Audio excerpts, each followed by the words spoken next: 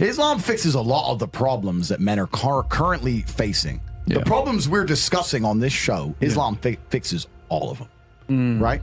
That's the first thing about Islam. And I'm not a Muslim, right? If I had to choose a religion, I would, because I live in an Orthodox Christian country, I go to the Orthodox Christian church. I donate $20,000 a month to the church in the country I live in. The church in Romania is very powerful, and I like having church friends. So I give them a lot of money, right? So I would guess I'm an Orthodox Christian. But if I had to bet on one religion as if I were betting on the stock market for the future, you have to bet on Islam. Because Muslims are intolerant. And I'm not saying that disrespectfully. Because if you're tolerant of everything, then you stand for nothing. Yeah. Facts. Christians are so tolerant now. You don't believe it. They have gay pastors that I'm not even anti-gay. But if the book says don't have, like, what do you believe in now? If you're tolerant of everything, you stand for nothing. I can walk through London with a t-shirt saying Jesus is gay and nothing will happen to me. If I did the same thing with the Islamic prophet, I'd be dead before I got to the end of the street. Boom.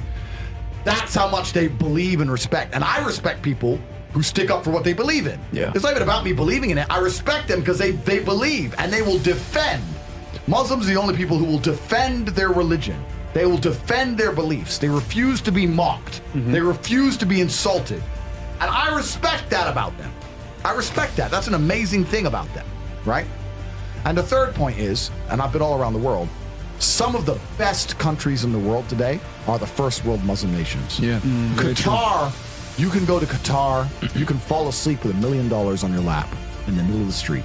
Nothing's going to happen to you. Saudi Arabia as well. You can go to Saudi, nothing will happen to you. You can go to Dubai, UAE, nothing's going to happen to you. They leave their cars parked with the keys inside. It's so safe. Yeah. Wow. Yeah. It's so safe.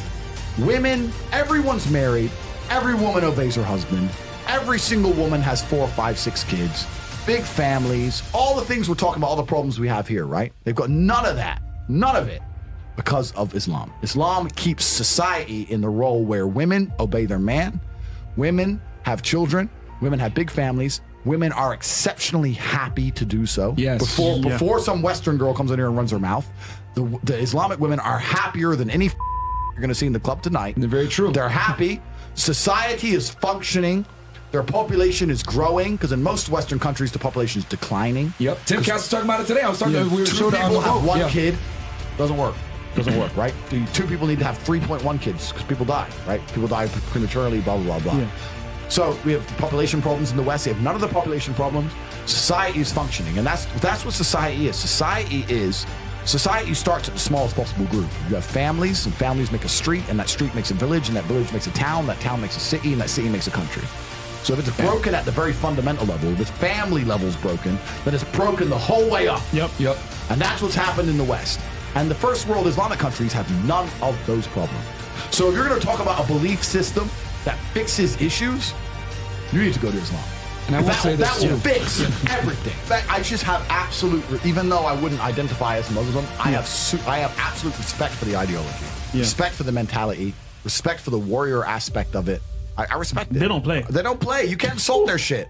But you can insult the church all day. You can make fun of it. There's a show on Netflix about a gay Jesus. That's a joke, right? Ha, ha, ha. And what do the Christians do? Nothing. Yeah. Christianity is a dead religion. If you're a Christian, and I'm saying this as a Christian myself, Christianity is a dead religion which is confined to the history books. It's dying out. Your own Pope. The Pope goes up there and talks LGBTQ shit now. That's crazy. It is over. That's you don't crazy. stand for anything. You don't believe in anything. You have no boundaries. You're walked on. You're mocked. The whole thing is a joke. Being a Christian now is nothing more than advertising. You're a loser.